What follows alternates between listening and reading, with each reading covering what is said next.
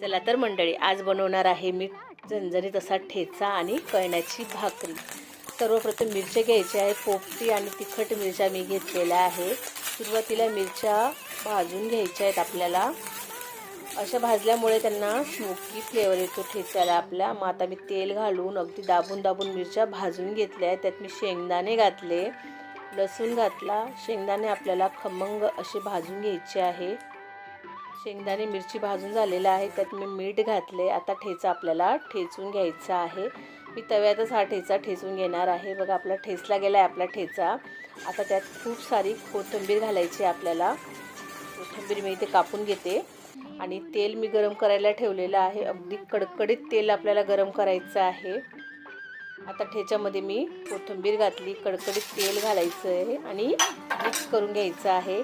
ठेचा आपला तयार झालेला आहे। तोंडाची चव वाढवणारी